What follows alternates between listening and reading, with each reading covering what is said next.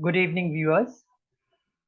Welcome to a new program of the Idea Factory in association with iSTRATEGIC Consulting. As always, myself, Abir Mozumdar, in association with Mr. TUHIN MUKHARJEE, we are going to conduct this program today. Today's topic is very exciting, and many of us are actually going through this topic at this point in time. This is called India Vision 2050. As of now, we have just completed 75 years of India's independence, and the Independence Day is just over. We have started a phase called Azadi Ka Amrit Mahokal, and where we are planning for the next 25 years. This is a very exciting thing because India has always been discussing around the budget. So it has been about a 1 year planning or a very vague 5 year planning we used to do before. But only recently we have been started to look at a very clear, structured, long-term roadmap of about 5 years, and then multiplied it to the 25 years from now. So as of now, we are starting a new journey from 75 years to 100 years, which is called Azadi Ka Amrit Mahotsav. And the Idea Factory and iStrategic are very excited to do this discussion over India's vision of 2050. As of now, I think we are just coming out of COVID, and we have a lot to catch up. There has been a lot of loss that we have undergone in the last few years, and India has exactly not proceeded the way that we wanted to grow. But to make up for lost time, we have building up a very aggressive plan for the next few decades, and 2047 or 2050 is the right time horizon that we are talking about. With this backdrop, the first question that comes to our mind is how do we want to see India in the next up to 2050? Well, that's a prime ministerial question, and perhaps will be answered by the prime minister better. But we, as regular citizens and as the knowledge ambassadors of this nation, of course, we will try to want India to prosper and grow to be a very prosperous nation in the next 25 years. First of all, 25 to 28 years is a very long time. We are at 2022, and 2050 is about 28 years away, and many of us may not be living till 2050. So perhaps we are talking of a timeline where we may not be living at that point in time, but nevertheless, this long time is something that we have a role to play till we live and till we can contribute to the growth of the nation. And first of all, we want to see the country to be very prosperous, more as a developed economy, and to become within the top two economies of the world. Today, in 2022, the results are the standard, the economic listing, in the economic listing, India is about ranking about fifth in the world, from US to China to Japan and Germany. We are standing at $3.53 trillion. So we are looking at a vision of 2050. We might as well look at a figure of, say, 30 trillion or maybe 40 trillion of economy as we look forward. But that has to be broken up into 5 year steps, and each 5 year has to have its own goal. It has to be an overall development across the nation through employment generation, higher income, savings, investment, and overall prosperity of the nation, lesser debts, and of course we want to see ourselves as a happy nation. The entire challenge is to be happy, and the country to be happy and prosperous and competitive is something that we are always trying to do, and we hope that we become one of the most competitive nations in the world, and we can contribute to the world. We become a net giver and not a net taker in the next 25 30 years, and we hope India can stand tall in the world.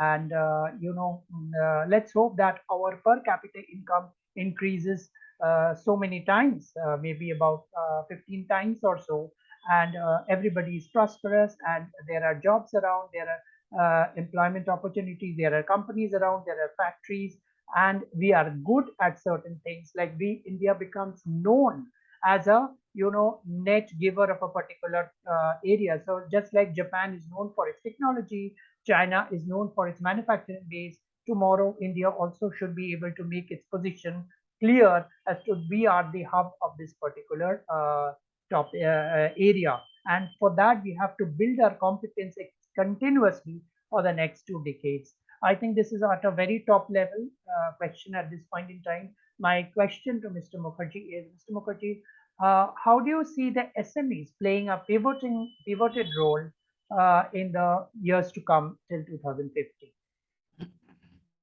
Thanks, Mr. Majumdar.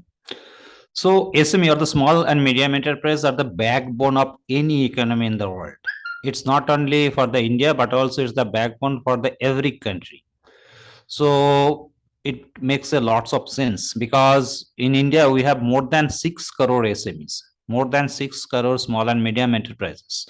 Now, as Mr. Majumdar rightly pointed out, that if India needs to achieve that kind of the Australian kind of the economy in years to come, definitely the small and medium enterprises are going to have a very important role. Means that we do not have the more means we don't have like 6 crore large corporations or the corporates. Even we do not have that kind of the other kind of the things in that quantity, but we have 6 crore SMEs, small and medium enterprise, in various sectors. So we need to make them more competitive, more stronger, so that India could grow. The only way India could grow is to minimize its problems like unemployment, and also there are lot many indexes are there where India needs to improve itself, its ranking basically. And one of the main means catalyst to solve all this problem is small and medium enterprises, because it can solve a huge problem. If India actually wants to make a mark in the world, and by 2050 it wants to have its glorious position, then there is no other way out. SMEs are going to have very important role. Means they need to play very important and crucial role, because we are not we cannot actually ignore the SME, small and medium enterprise. We cannot focus only large corporations like that we focused in 1970s.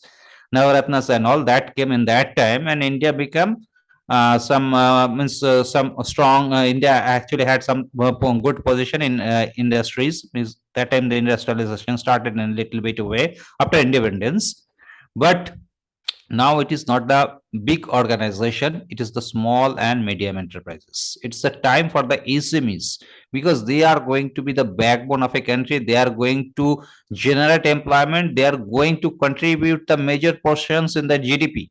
So there are lot many measures are there. We need to make them more competitive, more, we need to make them global, so that India could have bigger organizations like Google, Amazon.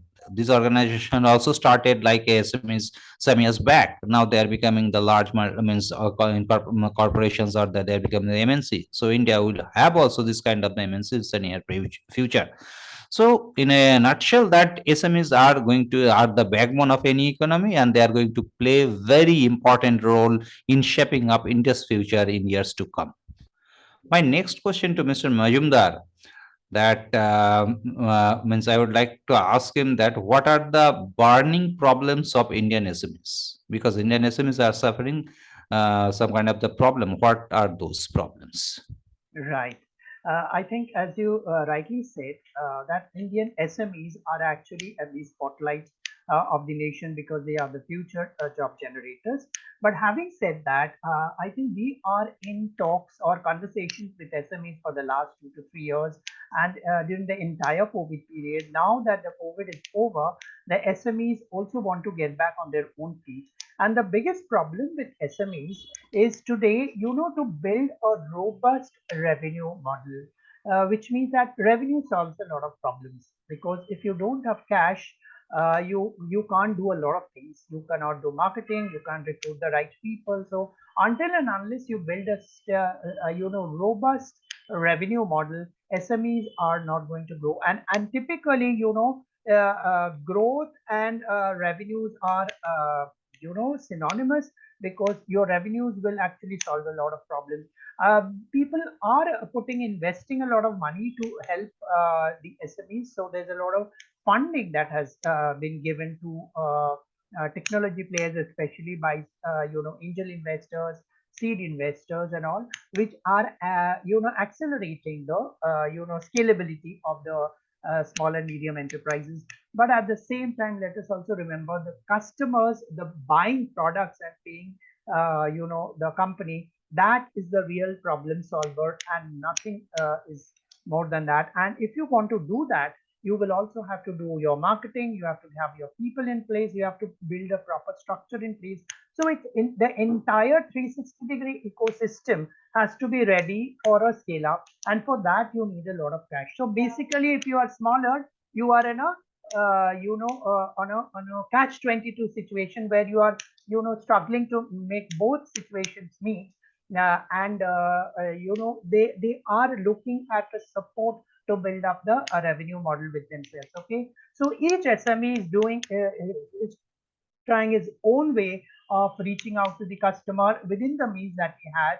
And that takes a lot of time, because the smaller you are in terms of your financial capability, the more time you're going to take. I remember giving just an example of the companies that I worked many years back. And I remember working for Bharti Airtel in the initial days of the company.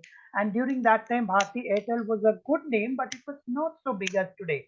Okay, so during that time, what Bharti Airtel did was they pumped in, I would say, crores of rupees on marketing and building the brand. They had a brand ambassador, they had, advertised everywhere. So much of money was poured into marketing, that, and then, of course, that was supported by your proper outlets and availability of the product at a nationwide level.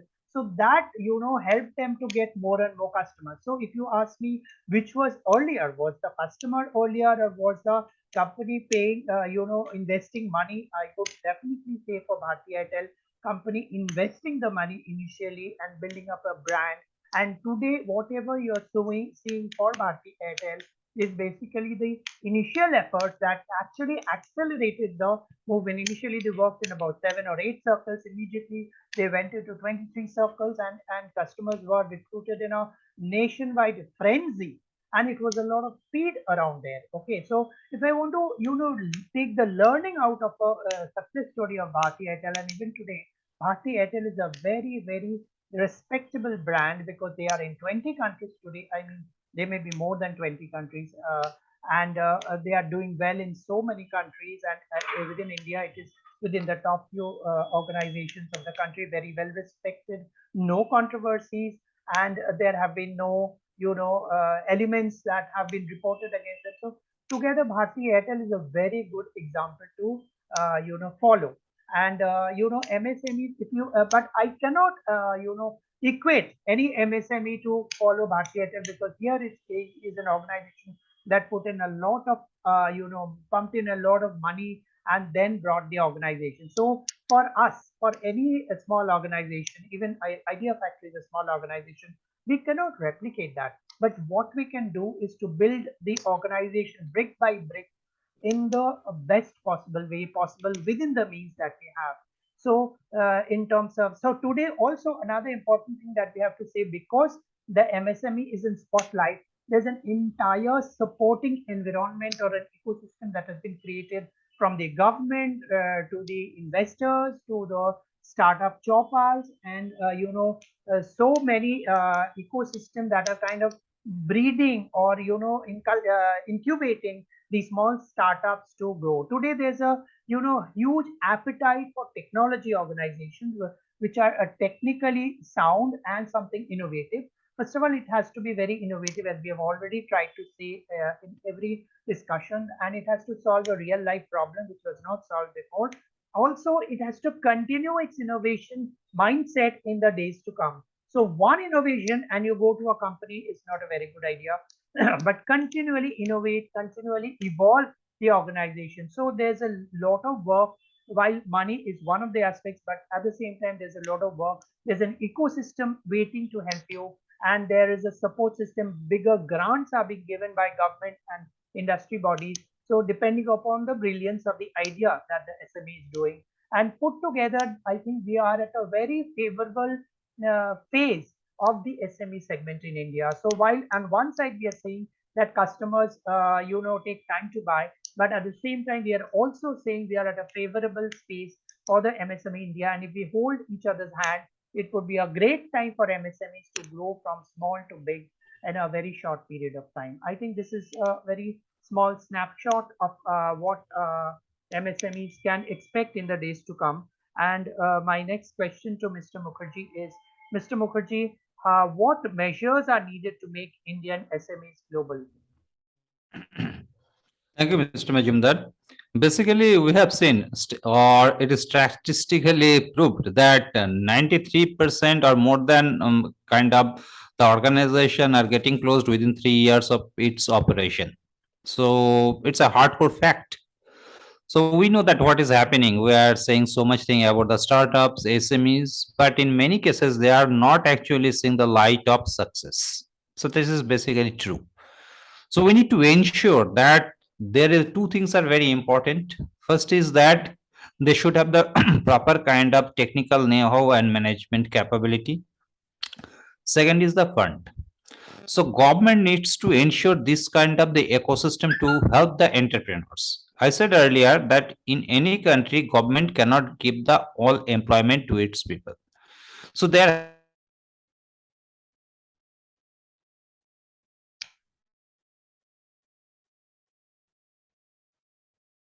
to be a proper kind of ecosystem where entrepreneurs can come to a ground.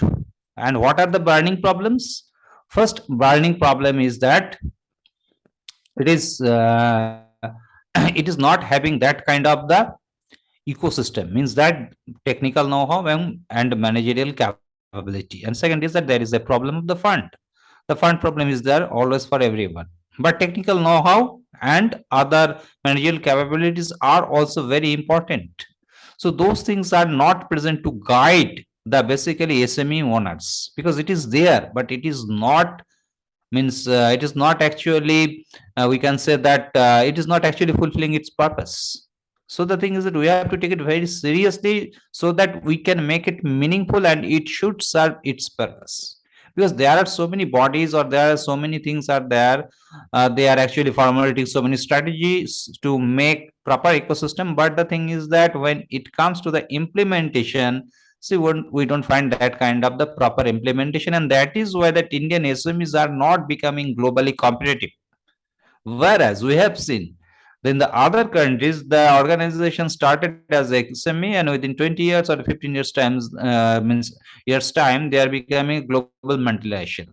Now the trend has surely changed. In India also, we have seen that last 4, 5, 6 years, so many organization has becoming means unicorn. They have entered in the league of unicorn. They are becoming so big organization. The story surely is changing, but I think there is a lot more room available to support the SME owners, because after all we need to understand that we are actually competing with the all global big economics to make our mark, and our SME owners to need to means need to compete in a global arena with their product or service. So their product and service needs to be very much competitive in nature, and the quality should be high, or it should be a global standard.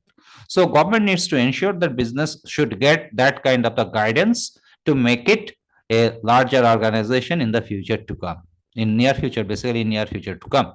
So that is why that I think that 2050 is, this is a time that where we are standing right now, it's we are actually approaching to the end of 2022. So from, let's say that from 23 to 25, that means 2050, this much of time is the golden time for India to take a big leap, because we want to see the India as a global economic giant in 2050. That is our vision, and we need to prosper, and we should have that means development in all corners. And that time I want that India should not be called as a developing country, but it should be called as a developed nation.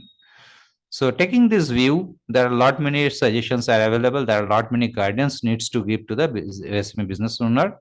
But according to me, two are the very important pillars. One is your technical managerial know-how, and another is the funding assistance. Both things are lacking, or both things are not sufficient to guide the SME owners at this point of time. And this, I think that there is a lot many things needs to be done, so that they can become the more globally competitive in nature. Now, my next question to Mr. Majumdar is that how mm, how the means how that idea factory, because he's the managing director, means he's the founder and director of the idea factory, how idea factory is going to contribute to help the SME owners and also in turn to the country to fulfill its ambition. Right.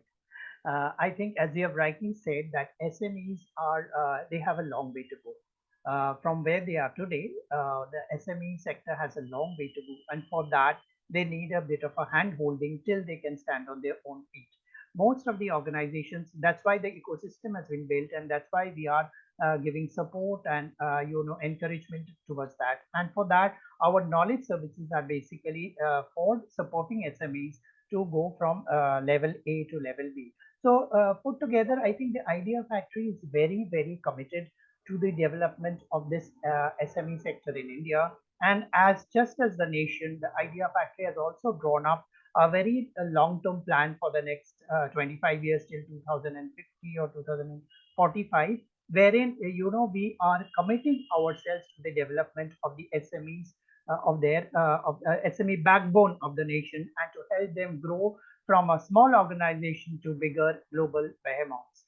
Okay, which means that a complete guidance package is available with us, where we can handhold them to make them grow from what they are today to what they will become. Our own specialization is on innovation and thought leadership, and obviously we are focusing on building SMEs or organizations of the future. So a lot of new ideas that we can bring to the table, as well as the organizations, whatever new ideas they are doing, and how innovation can take them from what they are today to what they can build tomorrow. It's a long journey, because innovation is not a very short-term activity. And of course, the organization comes with its own set of expertise, of knowledge. That's why they are starting a company. So it's kind of a, together we can build organizations of repute. We are also, we have built, and we are continually building an ecosystem of, the funding, and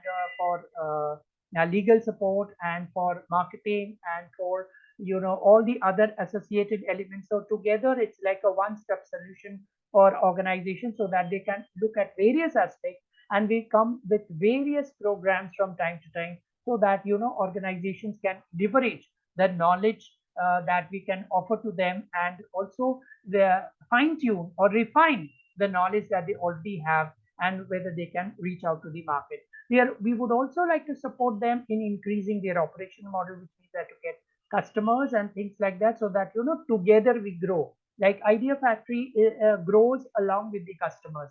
So if the customers grow, the Idea Factory also grow. We are very happy to say today that, based on our own understanding of MSMEs for the last 2-3 years, we are coming with a very innovative program in November, which is actually guiding MSMEs to grow from post COVID to the next level. So it's like a roadmap to grow from what they are today, and what they can be in the next 6 months to 1 year. So it's kind of a our signature program, where we are connected to a lot of consultants, and the whole we are offering multiple services, and through a team we will be able to show organizations a clear roadmap or a pathway how to grow after the post COVID, and how innovation can be their competitive advantage in the times to come. So it's a very exciting program, but we will be able to announce the more further details in a short while from now. But definitely we are committed to the growth of the MSME, and we hope we play a strong role in building the MSME backbone of the nation. And there are more plans ahead. I'm sure we will be able to update you in the next few programs. Stay tuned to us. But then my next question to Mr. Mukherjee is, Mr. Mukherjee, what are your suggestions, or rather, what are the suggestions of iStrategic to help the MSME segment grow within India? Yes, thanks, Mr. Majumdar. In iStrategic, we help the business owners in two ways. First is as we actually consult, we're basically consulting and training and development organization. So we consult the business owners. We try to help them to discover their purpose because we believe that purpose is such a one thing that drives the organization. Drives means that all the activities are driven by the purpose. If the purpose is in the right direction, our organization definitely will be in the right direction. The culture will be set in. So that is why that we try to develop, discover the purpose for the business owners. And another is that's a part of our business coaching consulting part. And another is the training part where we do train the employees at various level of any organization, including all the multinationals and the big corporates. So these are the kind of the things we do, and we have been doing this for a long time. So we have seen that the SMEs need to have these two kinds of the thing only. First thing is that they are, basically it is largely depends on the business owners. Means SMEs depend basically business owners who start the organization, MD or the promoter. So we need to help them to discover their purpose. Second is that we need to help, we need to train basically the employees of SMEs because they are not being trained in a proper way, so that it cannot deliver. So in both ways, we help the SMEs to become more competitive, and and also they should be able to face the challenges. So that is what we do in iStrategic, and iStrategic and Idea Factory are doing these things jointly in many programs. They are actually holding their hands also. So we like to we like to inform our viewers that if there is any kind of the help that we can do for them, just let us know. We'll be there at their service, and we promise them that we'll deliver the best result and help them to make them more competitive in nature. Thanks a lot.